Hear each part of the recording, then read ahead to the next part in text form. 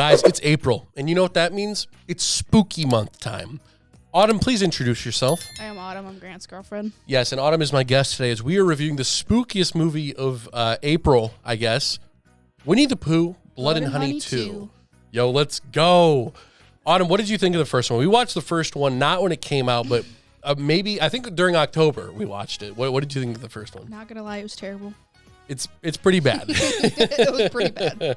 Yeah, but we're not talking about that garbage today because we'll get into it. But that one's kind of retconned anyway. You know, this one's sort of, we're starting over to an extent.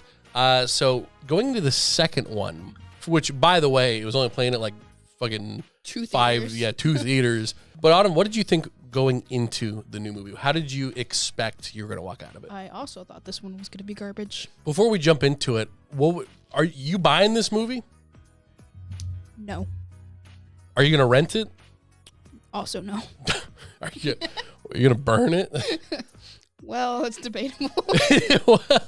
See, I don't know. I think that this movie is like a Walmart DVD rental, kind of, you know? It's fun as a gag movie for like a date night where you want to just watch like trashy movies. Yes, like, that is. A Walmart bin movie seems legit. Like I would spend $3.50 on it, but no more than that. Yeah, no, exactly. Like if it was in the bins at Walmart, I'd be like, yep. Heck yeah. I'll absolutely buy that. So we actually start off the movie, not with the movie itself, but we have the creators of the movie, and they announce like 20 freaking projects. We have like a Pinocchio movie where he'll like wear people's skin. There's like a zombie Bambi movie. There's a Peter Pan movie, but he's like a predator. The Poohniverse. Yeah, and the Poohniverse is they were inspired by, what was it, like Black Phone and the Avengers. Yeah. Very cool, very cool. Sure, I have Winnie the Pooh and Peter Pan. Yeah, the main image, you got Winnie the Pooh riding Bambi, the zombie Bambi. Yep. Yeah. But so what are you excited for any of those movies coming out? Yeah, I'm excited for, not that they're going to be great movies. I just think they're it's kind of funny. I think very similar to this one is that I think a lot of these other ones coming out are going to be those sort of like so bad it's good, because I think the first one was just so bad it's just like boring bad.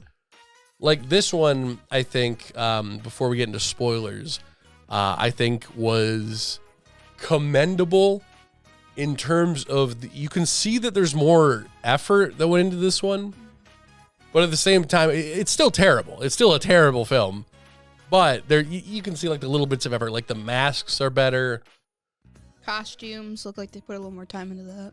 Yeah, just in general, the settings, there's a lot more actors in this one. They actually replaced Christopher Robin, like essentially all the actors, So we start off, these girls are having sort of like a little seance in the middle of the woods. They're trying to call out to the 100-acre woods monsters.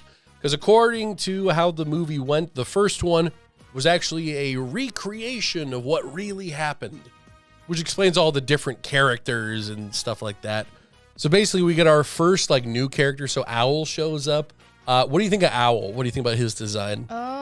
His design was pretty creepy, so they did put a lot of effort in Owl. Yeah, I almost thought it was just too like mangled. Like with Winnie the Pooh and like Piglet, you can tell like, oh, that's them. But with Owl, he kind of just looked like just a random, like I couldn't tell that it's an owl. Can I spoil the other character? Yeah. So same goes for Tigger. Yeah. Tigger's in the movie. I couldn't really tell even it was a tiger at first. No, It took a hot minute to even figure out who it was, because they didn't even show him right off the bat. Like he said something, and I was like, "What character could this be?" And it had nothing. Tigger's like a mythological creature in this one. They're like, we can't let Tigger out. Yeah, he doesn't say anything that really involves Tigger right off the bat, so we couldn't really exactly tell who it was, I guess. Well, plus another thing with this film, and I get it that it's for budget reasons, but a lot of the lighting is so dark in this movie. Like when these characters like come out for the first time, I can hardly see what's going on. So basically the first scene, Winnie the Pooh and Owl are like stabbing these chicks, and Winnie the Pooh goes up and he like breaks this one chick's arm, and he breaks the other arm, and he breaks the leg, and he breaks the other leg. Then he gets a bear trap and he like cuts her head off, and he's like, there's that whole thing. So bad. And then there's this one girl that's like burning alive, like in the trailer or whatever. And then she's like crawling out, she's all burnt. Then Owl's like, now we're not the only monsters. Yeah. And then he just like barfs on her. Or how does he kill her? He spit. So from what it looked like is, I don't know if you watched Killer Clowns from Outer Space, but it looks like some sort of acid. Yeah. It looked like acid. Like it doesn't look like which vomit. owls don't do, by the way. That I'm aware of. Yeah. So then after that, we meet our new Christopher Robin, who's in this sort of psychotherapy, sort of just reliving the events, and he's trying to figure out this whole thing. One thing that I realized about this film, I don't know if you noticed this, but this is very much almost a copy of like Five Nights at Freddy's. So the whole thing, I'm just gonna throw out the spoilers right away, guys. Winnie the Pooh is actually Christopher Robin's brother. There was this scientist that was like, he went crazy, took a bunch of little kids, stuffed them in, mutated them, mangled them, and then he was like, whoa, this is fucked, and then he killed them and then put them in a grave. And then they buried their way out. Yeah. And then the earth separated, and then Winnie the Pooh rose from the grave. But yeah, it's like very similar to FNAF, because it's like, oh, little kids turned into like these giant animal monsters, Mm-hmm. So Christopher Robin was essentially doing research on trying to figure out who kidnapped his brother, where he went. Yeah, there was like an article at the bottom. Yep, they were talking about the zombie deer virus. So yeah, I guess they're hinting at Bambi, the zombie deer. Yeah, so and they do that a lot. Like the end credits as well is literally just concept art for later movies. Yeah, the Poohniverse was in there. Yeah, the whole Poohniverse, which, guys, I'm down. I'm watching all these movies. You have to now. But do you think that it's gonna die? I feel like after a while, like Bambi comes out, Pinocchio comes out. I feel like the sort of hype is gonna kind of die down for it after a while. I think so. Honestly, when the first Winnie the Pooh, Blood and Honey came out, it was really hyped up just because I think. Well, it's just a crazy idea, like, oh, Winnie the Pooh. Yeah, now that the second one came out, the movie theater wasn't really packed at all. No, there weren't a lot of people there. So I don't know if I know this one has already made a profit either way, because this one had a budget of like $500,000, I think. And it's already made more than that. So, I mean, good on them. I applaud the effort, of course, but yeah, no, it's just kind of surprising. But I just kind of think that by the time that a couple movies come out, I really doubt that a lot of people are going to go to see them. Winnie the Pooh is just such an iconic, like, lovable, furry friend that it's like, yo, that's crazy. But like a Pinocchio horror movie, Pinocchio's already had sort of like a dark-ish story. Yeah. So, okay. I mean, yeah, making it horror is a little bit different, but I just feel like there's not going to be much for it. But back to the actual story itself. So we have this whole revelation. Christopher Robin works at a hospital for some reason, even though the whole town, essentially because of what happened in that one, everyone's like, Christopher Robin's a murderer. Then they're like, yeah, you can work at this hospital. Yeah, he's pretty much getting attacked like the entire time in this movie. Yeah. Like right off the bat. Yeah. And then we have this really funny moment where I think one of my biggest criticisms with the movie is that what happens is incredibly obvious. Like everything is very predictable. Like, so Christopher Robin ends up getting fired from the hospital just kind of randomly. He's like giving a shot to a kid. It's like, don't you think if you're going to fire him, you do it at the beginning of the day? Before he's like putting shit in kids? At least not in front of the kid, because the kid's like, staring at the guy that's firing him. I'm like, oh, Lord have mercy.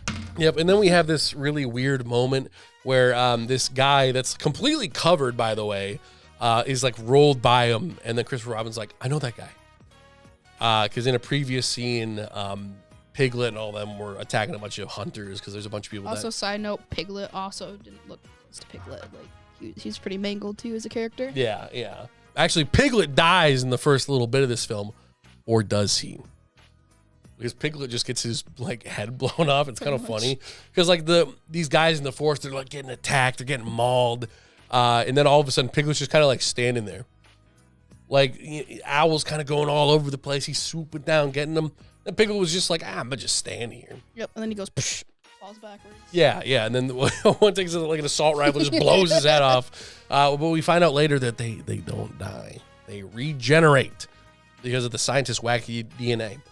Well, what I was saying about before, with it being just incredibly predictable, after Christopher Robin's like, I know that guy, because it's one of the hunters that got mauled up and stuff.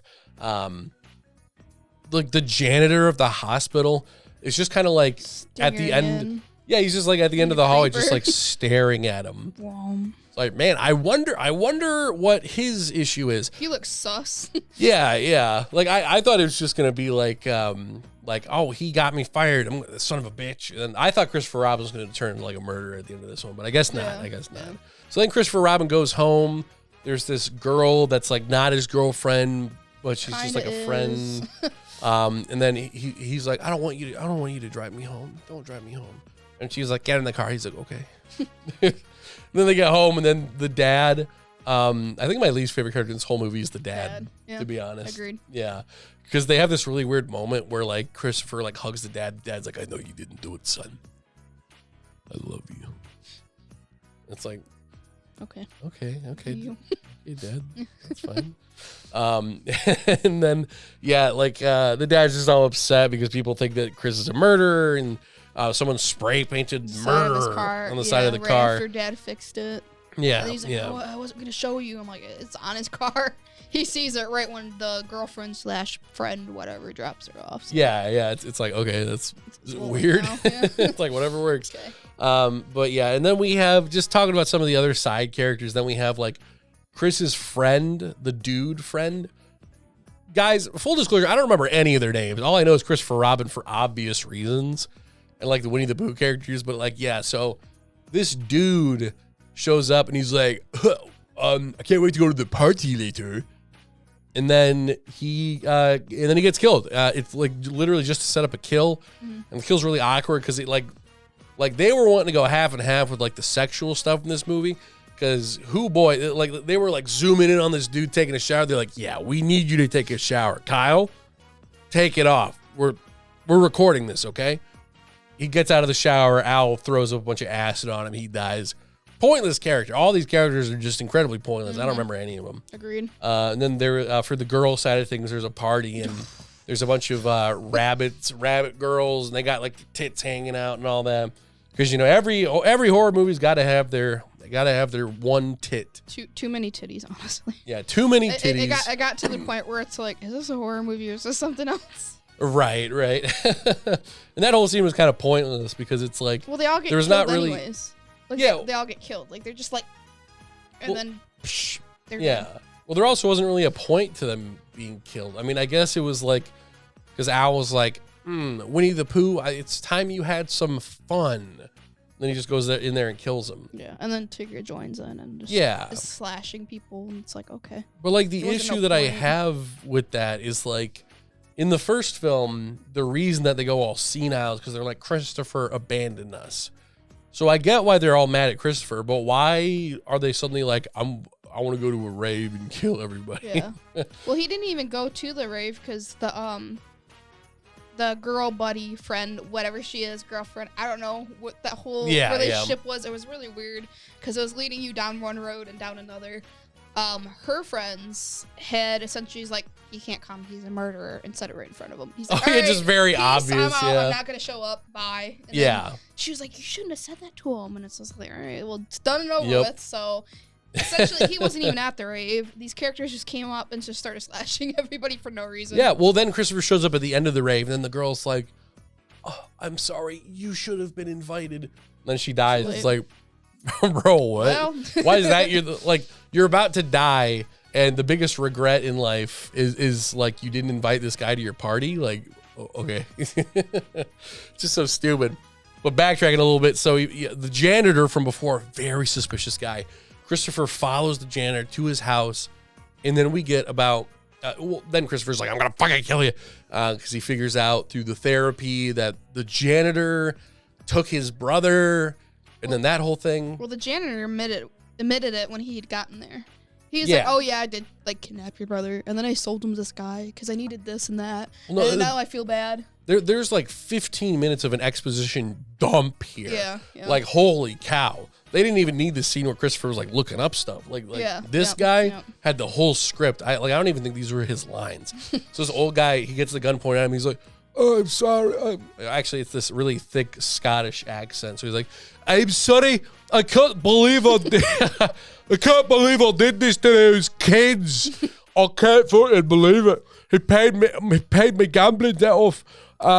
And then just a whole bunch of shit about it, like, and then he turned them into monsters. Then he wanted to kill the monsters. So then I killed him, and then I burnt his house down. I wanted to get rid of the kids, and then the whole time Christopher's just like, yep. Okay, keep talking, buddy. That's what I thought. It's like, what are you talking about?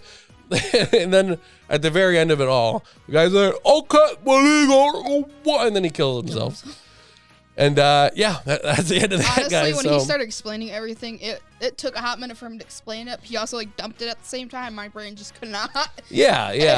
It was just so much at once that it wasn't even like, I sold them for this and that, and I need my gambling gets, blah, blah, blah, and I was like, what the hell is going on?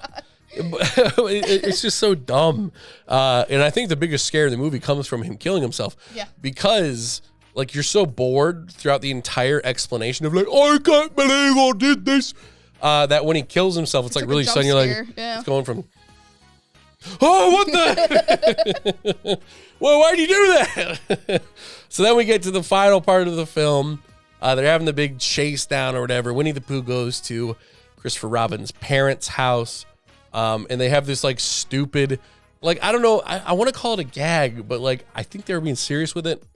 Because the mom opens up the dishwasher. She's like, oh my gosh, classic husband putting all the, so many knives. It was his younger sister. Yeah, it was the sister. She keeps putting the knives like face up in the dishwasher. Yeah. So every time she doesn't even look into the dishwasher. She shoves her hand in there. She's like, oh, Jessica. Here she is doing it again. Yeah, because there's like 20 knives just like pointed upward. I'm like, what that's going to do. Come on. Yeah, and then when Winnie the Pooh comes to the house, the mom opens up the dishwasher again and is like, oh, the knives. And then Winnie the Pooh's just like, and then she's like, and it's just so stupid because like, I don't know why. Honestly, there were a lot of like pretty decent kills in this movie. Yeah, they're pretty brutal. It was half and half. But then for some reason, like the worst kills are like the parents. Like the mom has that dorky knife in the face thing. And like, look, I'm just saying, if you're a serial killer and you walk into a house, like, there's just something about like, oh, look, that's convenient. It's like, it kind of takes away the edge of like, oh my gosh, this guy's a genius. It's just kind of like, no sneaking around anything. He's just like, oh, there she is by the dishes. Yeah, let me just. But the worst of it all is the dad. The dad is off-screened.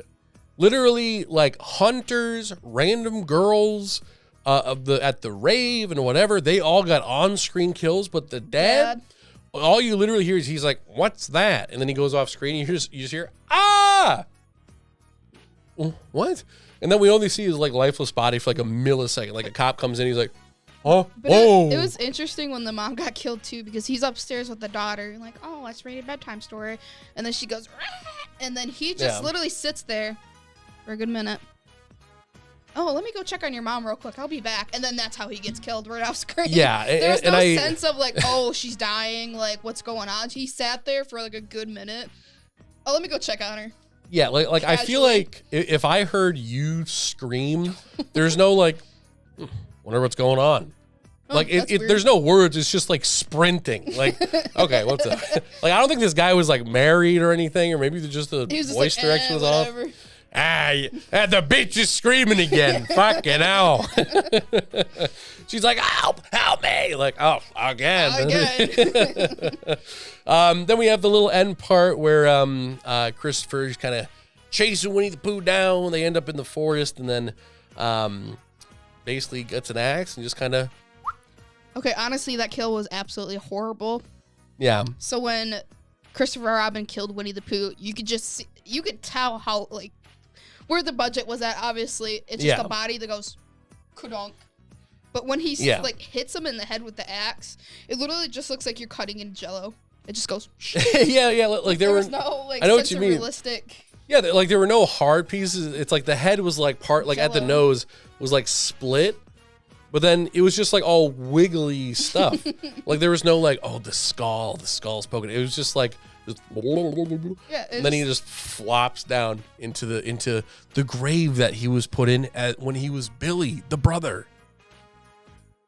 And then that's it. And then actually that's not it. Then Owl's like, I will revive Piglet and Pooh. Then it shows Piglet from earlier, whose head was fucking blasted off. Shows slowly growing back into a new one. Yeah, it's like going bubbling. Yeah. Yeah. And they used like some honey or something, didn't they?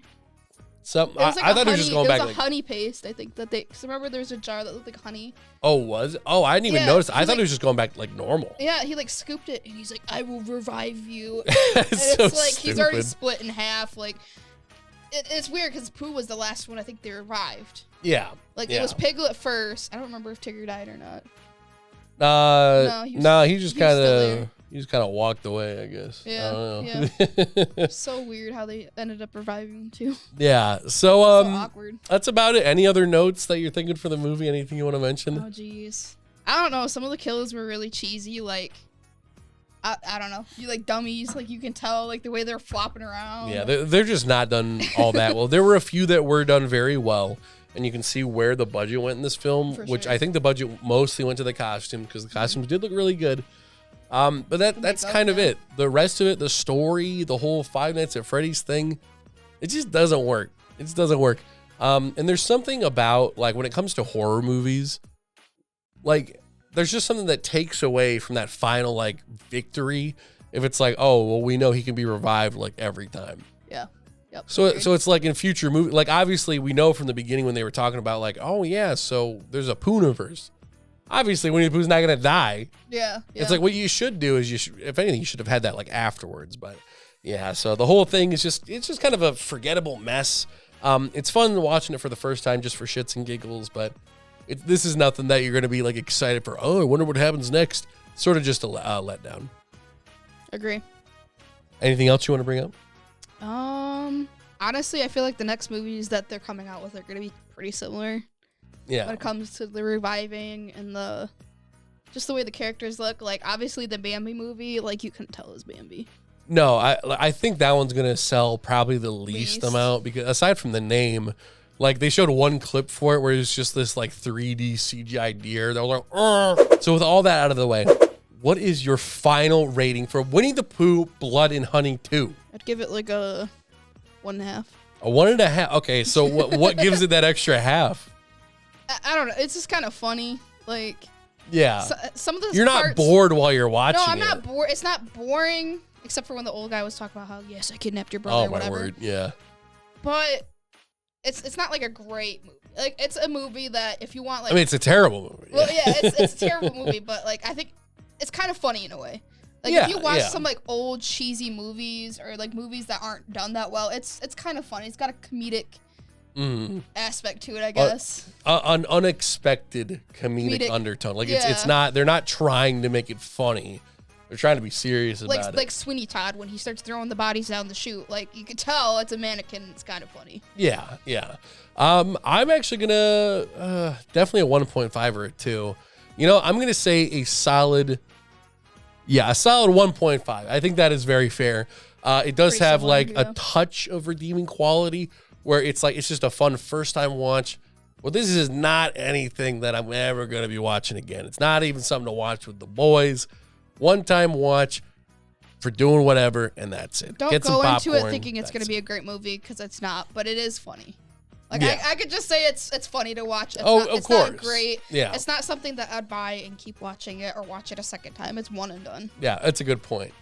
But Autumn, thank you for coming on today. And guys, we'll be seeing you in the next movie review. Bye-bye. Bye.